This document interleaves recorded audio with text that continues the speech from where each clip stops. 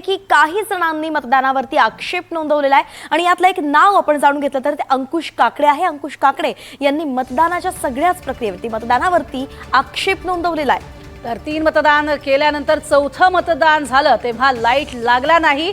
EVM मध्ये 7:44 म्हणजे 14 minute जास्त दाखवत असल्याचं अंकुश काकडे यांनी आरोप केलाय।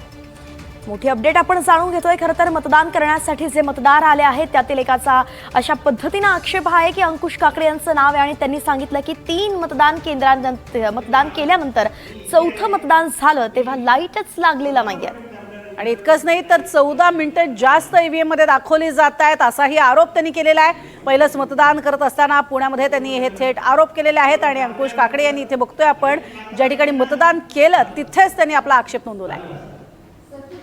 आणि माहिती घेऊयात रेवती हिंगवे आमची प्रतिनिधी आहे। रेवती, नेमकं काय म्हणणं आहे अंकुश काकडेंचं आणि तिथल्या अधिकाऱ्यांनी काही उत्तरं दिली आहेत का? प्रज्ञा, खरं तर आता मतदानाला सुरुवात होऊन अर्धा तास पण झालेला नाहीये तरी देखीलही जे ईव्हीएम मशीनचा घोळ आहे त्याच्यावरती आक्षेप येण्यास सुरुवात झालेली पाहायला मिळते आणि त्यामध्ये सगळ्यात पहिला नंबर आहे तो म्हणजे अंकुश काकडे जे माजी महापौर राहिलेले आहेत राष्ट्रवादी काँग्रेस शरद पवार गटाचे।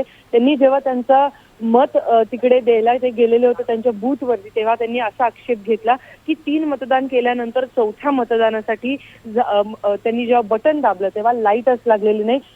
तर असा आक्षेप त्यांनी तिथे नोंदवलेला आहे। ईव्हीएम मशीनमध्ये 7:44 म्हणजे 14 मिनिटं जास्त दाखवत असल्याचा अंकुश काकडे यांचा दावा इथे झालेला आहे। बरोबर 7:30 वाजता मतदानासाठी गेलेले असताना तिकडे 14 मिनिटं पुढचे तिथे दाखवत होते आणि त्यासोबतच चौथं बटन दाबल्यानंतर तिकडे लाईट घेतला नाही असा देखील त्यांनी आक्षेप घेतलाय। मात्र यावरती अधिकाऱ्यांकडनं अजूनही काही स्पष्टता मिळालेली नाहीये। तर आता यावरती नेमकं निवडणूक अधिकारी असू दे किंवा इतर कुठले कर्मचारी अधिकारी असू दे ते काय त्यांची भूमिका म्हणतात हे पाहणं महत्त्वाचं असणार आहे। प्रज्ञा, नक्कीच धन्यवाद या संपूर्ण सविस्तर माहितीसाठी रेवती।